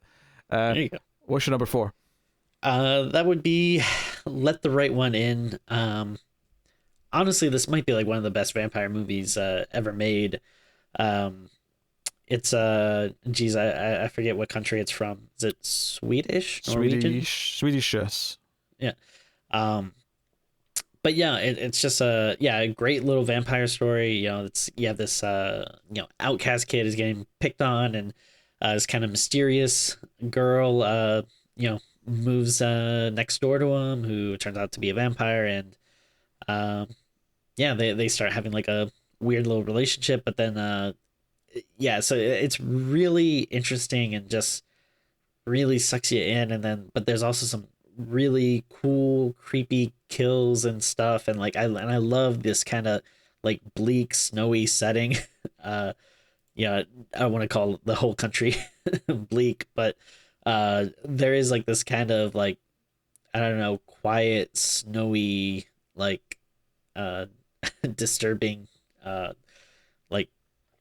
setting of it all. And really cool. Like it a lot. No, it's just a wonderful film. It's I mean, it might be the best vampire movie. I mean, it really might be. And someday we're going to do. Right now we've been sticking to decade lists. We are at some point going to switch and do our top 20 vampire, top 20 zombie movies, stuff like that. And I think this is going to be very high on that list when we get there. And I don't know. I haven't thought about it too much yet. I haven't sat down and said, okay, this is what my definite top 5, top 10 is. But it'd be fascinating to see when that comes. So. My number 5, number 4. I'm forgetting we skipped because we did 5 at the same time. My number 4 is a film that I am expecting you to have as well, and that is The House of the Devil, which is the Ty West film, which I discovered a little bit later.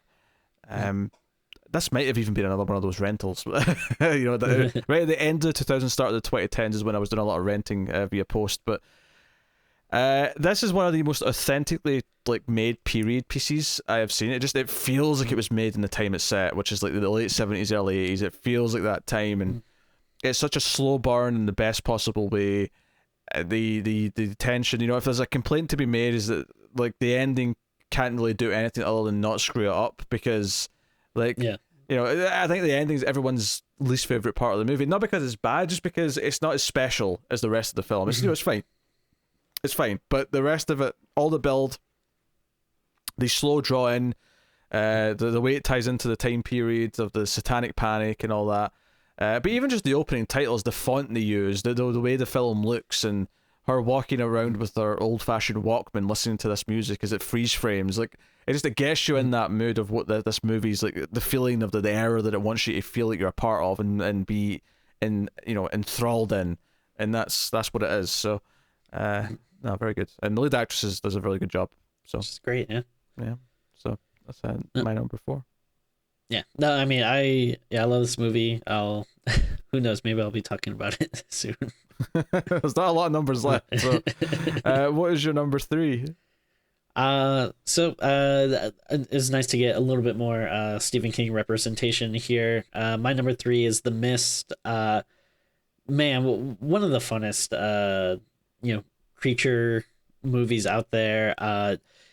It's great. Almost feels like a zombie movie in a way, because you have all these characters holed up in this store trying to fend off, but instead of zombies you have these kind of tentacle bug monsters that are coming out of this mist that's just enveloping the city. And I mean, I think Frank Darabont is such a great director. Man, I really wish we could get more stuff from him. I don't know if it's legal stuff that he hasn't done anything lately. But this was just such a good movie, and I love watching it. I love watching it in black and white. The cast is great. Thomas Jane. what's the name of the actor that plays neighbor, Andre Brower, Holt. Holt, yeah, from Brooklyn Nine-Nine. It's so weird seeing him not as that character, but Is yeah, he's so good in this. And then yeah, and it's one of those things that also like kind of plays up that this angle of like, all right, what happens to humanity in these situations when you break down and start turning on each other, and obviously we won't say what happens here, but oof, the ending, my god. The I remember, like, yeah, when I saw this, actually I saw it twice in theaters. I forget who I saw it with the first time, but I just remember just being like, just pin drop silence when the ending happens. Like, everyone's just like, no, did we just see that? Are they really gonna make us like leave the theater after seeing that? And the second time I saw it was with a girl who yeah, I just remember as soon as the lights came up, she's just like drying her eyes. She was just like, damn it. Like, why do we have to see that? And that's why that girl is not your current wife. Exactly. It was that movie. Yeah, The Mist is also my number 3, so that's the second time on this list that we have lined up. No, The Mist is fantastic. The Mist is, when I saw it, it kind of completely blew me away, because it's all the things I love. It's that Night of the Living Dead trapped in the building with, obviously it's a bigger group of characters, but it's the same sort of idea where you have these factions almost form. You have this religious zealot who's like honestly one of my most hated movie villains of like the last 20 years. I hate her so much. She's so horrible, yeah. And then you have that ending. You have, like, every time they have to risk something, they have to, someone has to like venture into the mist because they need supplies or they need to get something from another store, and it's so tense, and all of it is just everything I love about these types of horror movies. And yeah, I love it. And yeah, Frank Darabont, like, he, between this and Shawshank, and then slightly to a lesser extent, but Green Mile's still fantastic. Like, yeah, the dude like makes these movies out of Stephen King's works that I really hope he does something else. Not even necessarily Stephen King, but I hope he makes at least one more banger of a movie before he's done. Yeah, like, I mean, I don't know how much weight there is to this, but I think I heard someone saying on a podcast that because he tried to sue AMC for The Walking Dead, that like Hollywood doesn't really want to touch him. Like, sometimes like there might be some bad it might be harder to get work if you're like, oh, this guy might sue us or whatever. But yeah, life finds a way. Just come on, Frank, get somebody to fund you a movie. Yeah, because I mean, that's like yeah, I would love to see him do more horror stuff, but I mean, even if not that, like, yeah, obviously like Shawshank and Green Mile aren't horror movies, and they're still like amazing. And yeah, really, I would just like to see him do anything at this point. Yeah, for sure. What's your number 2? So you already mentioned it a little bit ago, but House of the Devil.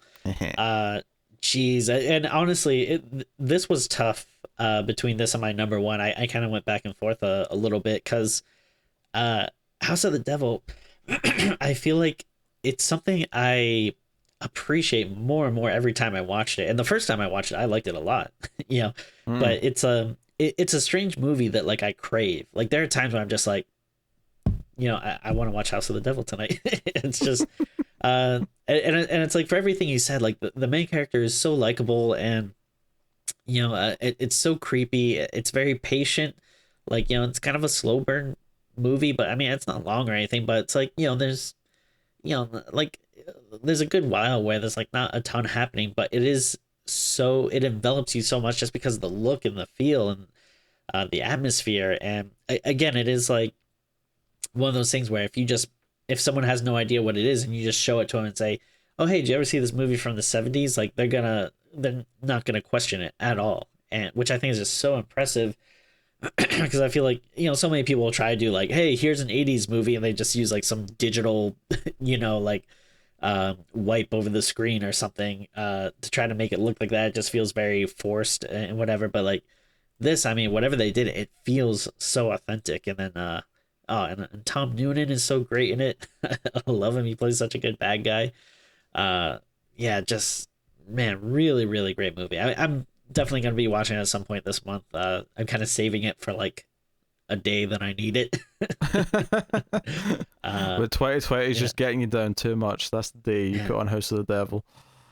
And the pizza in it looks so good. Sometimes pizza looks gross in movies, but oh man, when they're eating the pizza here, I'm just like, oh, I want pizza. This is a great movie to order pizza and watch. I do miss pizza sometimes, and movies can sometimes make it difficult to not give up on my choice to give up pizza. Don't watch the opening of Teenage Mutant Ninja Turtles. For the record, it's cheese that I gave up specifically. I didn't really give up pizza itself, but knock-on effect is the pizza is also out the question. There's in Rhode Island there was there's this thing called pizza bread that people would bring to like potlucks and stuff a lot, and I hate it. It's like just this really doughy bread with sauce and no cheese on it, and most people like just eat it cold. Ooh, and I really really hate it. But like anytime you do like a work lunch or a potluck or something, there always would be someone to be like, hey, I got pizza bread, and I was just like, oh, you're worthless. You're worthless. All right, so that was your number two. For the record, I knew what your number one was. I guessed it like at the start of this list, and it's just confirmed now because you've not mentioned it yet. So my number two is one that you mentioned a while ago, and this might seem high to some people, but my number two is Bubba Hotep. I love Bubba Hotep. I think this movie has so much heart. There's moments in this where like the music will ramp up and like Bruce Campbell will give a little bit of a speech like in his narration, talking about saving souls, or it's just this wonderful like this idea that he's saving the souls of all these people who are going to die relatively soon because they're in like this old folks home. But he's like, we're going to save the souls of everyone here because they deserve to have their souls and they deserve to go wherever they're going. There's so much heart in it, and it's a redemption story for this aging Elvis who gets to do something like with his life before the end. It's, I don't know, it's just everything about it I love so much. And Don Coscarelli, who directed, of course, who did the Phantasm movies, like I didn't think like he would make something that I would like more than Phantasm, but I do. I think Bubba Hotep's somehow even better than Phantasm, and I love Phantasm, but Bubba Hotep, so it's a wonderful gem of a film. Yeah, and it's one of these things where there's so many low budget movies now that suck that like like low budget can be great, and this is an example of a low budget. Dirt cheap movie that is amazing. So Bubba Hotep, ladies and gentlemen. Totally. Which does lead us to number one. So I am going to ask you to just recap your list from 20. Oh, okay. And when you get to number one, reveal what it is.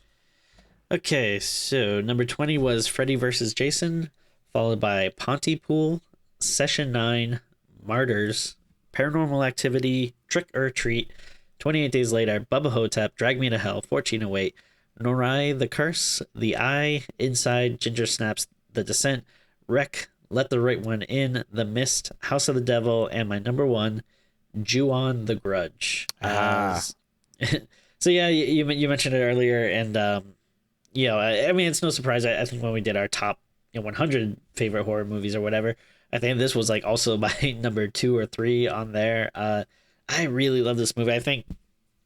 I love a good haunted house movie.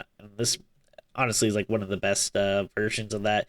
And I think one of the reasons why I like it so much, and this actually was something I was thinking about when I was watching like all like the One Missed Call movies and stuff, is I really love the Japanese horror movie like aesthetic and like atmosphere and stuff, but a lot of the movies like Ring and One Missed Call and if I remember correctly, I want to say like maybe Dark Water too, it gets so wrapped up in this mystery that they're trying to solve, and I usually don't care about it that much, whereas like Ju-on, like it's just like you don't like you learn some backstory and stuff, but really it is just like hit after hit after hit of like, all right, here's like a creepy thing that's gonna happen, boom, next character, all right, here's a creepy thing that's gonna happen to them. Like you said, it's almost like anthology, like in the way it kind of showcases you can almost these different... say it's kind of slasher movie-esque in the sense that it's really just about how's it going to get this next person, how's it going to get to this next person, so, or even Final Destination, like how's it going to get to this next one. Yeah, and I think like the big thing for me too is just that as being jaded horror fans and stuff, there's very little that still creeps you out. It gets under your skin, but yeah, there's like, I mean, really, like this whole movie, like still like, gives me tingles if I, watch it alone at night or whatever. You know, it still sticks with me. But yeah, I mean, I love it. Like you said, unfortunately, the sequels are pretty bad, but I was happy to get the TV show out of it. I thought, I mean, obviously not as good as the movie, but I was surprised at how much I like that. Oh yeah, it was. It was good. So. And of course, eventually we got the infamous Kayako versus Sadako movie, which was a lot of fun. Definitely. It's definitely. I mean, obviously, this is an obvious comparison, but it's very much the Freddy vs. Jason of the yes. Ringing Grudge franchises. So, but hey, it is what it is. So, yeah, I guess that leads to my number one, or my recap, get into my number one. So, 20 was The Collector, 19 was Martyrs, 18 was High Tension, 17 was Pulse, 16 was Slither, 15 was Frailty, 14 Rec 2, 13 The Strangers, 12 Jason X, 11 Final Destination 2, 10 Shaun of the Dead, 9 The Descent, 8 Ju-on The Grudge, 7 Dark Water, 6 Gingersteps, 5 Rec, 4 House of the Devil, 3 The Mist, 2 Bubba Hotep, and my number one, no points for anyone who guessed this because it's kind of obvious, but Let the Right One In is, and I did let the right one in to my number one spot. Thank you very much. Yes, I'll be here all week, folks. But no, this is a phenomenal vampire movie that has the dark tragedy where you're kind of rooting for the relationship between Eli and the vampire, but then of course you have this thing where sorry, Eli is the vampire, Oscar's the kid. But anyway, the point I'm making is that you're rooting for that relationship, but it's kind of this darkness, and when you get to the end of the movie and you look back at it, you realise what it's really been about, and you're like, oh, this is actually kind of sad and kind of a tragedy in a lot of ways. But at the same time, this kid needs help so much because he's bullied and he needs this person in his life, and the whole thing is just a wonderful dark tale that is visually stunning. The snowy locations give it like a feeling, a vibe.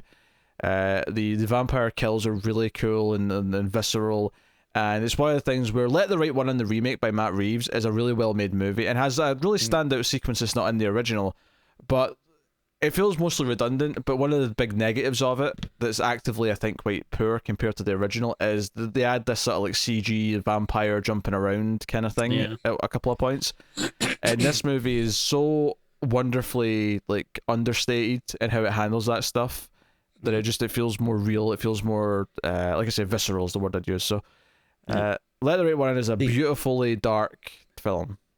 Yeah, like the one scene I always think about is like there's a scene at the hospital where I think it's like the nurses outside smoking, and then if you look at at the back of the hospital building, you see Ellie like climbing up the walls, and it's like, yeah, it's very understated. You can easily miss it if you're not looking for it, but yeah, I just love that.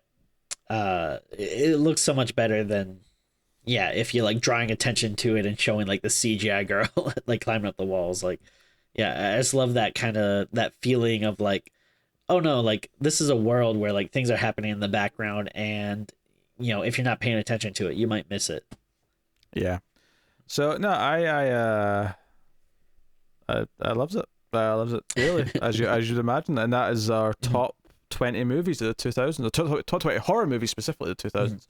So hopefully you enjoyed our lists and you've got your own picks that you want to mention in the comments and all that kind of stuff. But yeah, I think this could be could be one of our best yet. No. No, actually, honestly, obviously it's worth celebrating these movies, but I think looking at this decade, it's made me realize just how fortunate we were in the 2010s. Yeah, and the funny thing is I think there's a lot of movies in the 2000s that honestly just didn't like stand the test of time, because if you would have asked me in 2010 or something, I probably would have said like, oh yeah, like the Texas Chainsaw Massacre remake or the Dawn of the Dead remake, like those were movies I genuinely liked when they come out, but you watch them now and it's just they just don't hold the same weight. So yeah, I mean, I feel like at least for like a lot of the more bigger, popular kind of horror movies from that time, they're yeah, were either not good, or if you watch them now, they just don't really hold up. Yeah. At least in my opinion. That's why, like, a lot of the stuff on the list is like smaller indie stuff, like or like foreign stuff that maybe like wasn't as big. I feel, yeah, I do think the one advantage that the 2000s has over, and maybe that's just because it was harder to like wean out the good ones, but I do feel that there was a higher portion of my considered list, and what's in the list itself are foreign movies compared to the 2010s. I feel like the 2010s, I didn't necessarily find as many great foreign. I mean, there's obviously some. Obviously, we had Train to Busan, we had a bunch of stuff, but yeah, that's kind of interesting. And I think part of that is that I feel like, at least for us in our generation, we really discovered foreign horror movies at early 2000s with the Asian stuff, Japanese mostly, but definitely some of the other places too. Yeah. And then of course we sought out European horror throughout the decade, and I think it really boomed at that point. And I wonder if that stuff kind of died off a little bit in terms of how much was getting made, and therefore there's less of it in the 2010s. But there was a lot of good stuff in the 2010s overall, and definitely a lot more kind of highbrow horror. You think of stuff like Hereditary or stuff of that nature. Like, I don't think the 2000s didn't have anything like that. It's kind of, and I as much as we make fun of a lot of Blumhouse's movies, I do wonder if like Blumhouse churning out so many movies, and some of them are the ones that ended up on like our best of list. Are they in some way responsible for just how much there was, both good and bad? So it's fascinating to look at. So, of course, the 2010s maybe greatest failing is that a lot of the big iconic franchises just weren't around. Like, there wasn't a single Jason movie. I mean, Nightmare on Elm Street had one in 2010, which is the remake, but nothing after that. Yeah. Like, a lot of these big franchises weren't around. The one, surprisingly, that did quite well, at least for us, was the Chucky movies, because I feel like it had a couple of good movies, and then even the reboot wasn't too bad. So surprising, yeah. But a lot of the other stuff, not so much. That said, I do love Texas Chainsaw 3D, and I will stick up for that lovely, wonderfully bad movie any day of the week. But yeah. And I'm surprised. A big one neither of us mentioned on this countdown was The Ring, which was what kind of, I feel like that's what led a lot of people to seek out these Japanese horror movies. But that remake isn't that good. I'm just gonna say it. Yeah, it's again, like, if you would have asked me in 2005, I would have been like, oh hell yeah, that movie rules. But yeah, watching it now, it's like, oh yeah, this isn't great. If the original was in the 2000s, it'd be on there, but that was 1998, so it wasn't eligible. So. But no, you're right. There's definitely some movies that I think, because even the Texas Chainsaw remake. I mean, I think we said that when we reviewed it. If you'd asked me in the late 2000s, like, what did you think of that? I said, it was surprisingly pretty decent. But when we went back and watched that for review a couple of years ago, we were like, damn, this is quite bad. It doesn't hold up. I kind of dislike it immensely. Yeah. and I just think it's kind of funny because, like, I feel like you don't get that same stuff from the 2010s. I mean, maybe we're too close to it now to feel that, but I mean, yeah, I can't imagine myself in a couple of years being like, oh yeah, I just went back and rewatched Hereditary. Oh man, that was bad, Like, I'd have to go back and look at my top 50 again, but the fact that we were even able to do, we both comfortably did top 50s for the 2010s. That says so. Even if like 10 of our list, even if a fifth of our list end up like aging poorly and we look back and don't like them as much later, that's still so much better than the 2000s. That's true, yeah. Still so much better. So, I don't want to shout into it because obviously there's some great movies here, and it's better than the 90s. Yeah. But we did do top 50 of the 80s quite comfortably, and maybe it's just because the goofier stuff in the 80s was so much fun and we love that yeah, that's what it is. But I think the goal is to try and like maybe fill in some 90s blanks before next October, so that we can do a top 90s list, or at least a top 25, hopefully. Sure. Hopefully. Yeah. So I will say this though. No, obviously, I expect that our October-thon next year will be probably a little bit smaller than it has been in years past, just because Tim's life is changing a little bit. But I do, because this is the last thing out this October, so it's maybe a good place as any to like congratulate Tim that he's becoming a father. And sort of everyone can, obviously there's details, there's a Patreon post and like what's happening with the show over the next, the start of 2021. We'll probably talk about that more as we get closer to it, but sure. But I do want to ask though, because you this year made the insane choice to try and watch 5 movies a day, so you'd see 150 movies.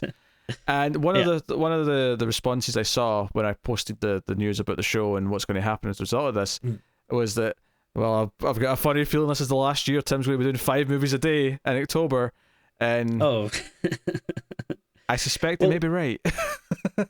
Yeah, I mean, well, that's one of the reasons why I wanted to do it. It's it's a combination of a lot of different things. One is I've always wanted to watch 100 movies, 100 horror movies during October, and I've definitely done times where I've done like 80s, maybe even 90ish, but I don't think I've ever hit 100. But I mean, yeah, I mean, the big thing obviously is the pandemic, is I'm stuck at home all the time, and so even during work, like, yeah, I can just throw a movie on while I'm working. Like, most of the stuff I do is pretty, like, monotonous, so it's not like I can usually like watch a movie while I'm doing that. So it's actually not that difficult to do that challenge. But I mean, yeah, there's all that stuff to put together, but then also the fact that, yeah, I definitely don't think I'll be able to watch that many movies starting next year.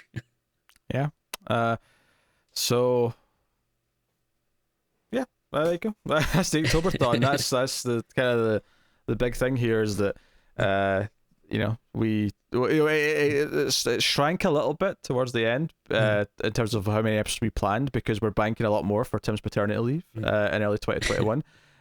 Which is what we're going to be doing a lot of for the rest of the year. But hopefully you'll barely feel the effect. Outside of a couple of Patreon perks being sort of on pause for a while, you should hopefully not feel that much of an effect, and there'll be tons of episodes still coming out next year. And obviously when Tim gets back, we're going to have to do a lot of evil kid movies just to tie into the world and his life and whatnot.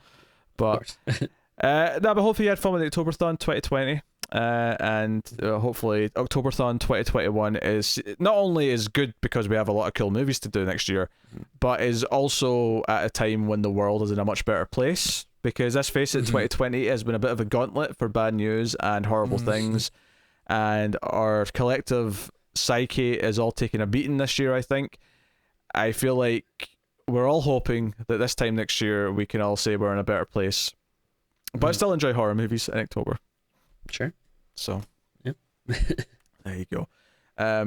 So that is us. That is it. And thank you very much for joining us for this October-thon. Thank you. Hopefully you enjoyed the countdown and enjoy everything that's coming up over the next while. So yeah. So keep watching scary movies. Obviously, I mean, my usual spiel at the end here is, check out patreon.com/MailFestTV. And also like and subscribe and all that stuff. And thanks to the Patreon producers, which I guess I'll still do, actually. I shouldn't just not do that. So thank you to Tyler Hess, Cindy Palacios, David Short, Bordenow, Al Treisman, Christopher Moy, Brett Williams, and David Brown for being Patreon producers at the time of recording. But that is us. So thank you once again for watching or listening. Have a happy Halloween. And we'll see you next time.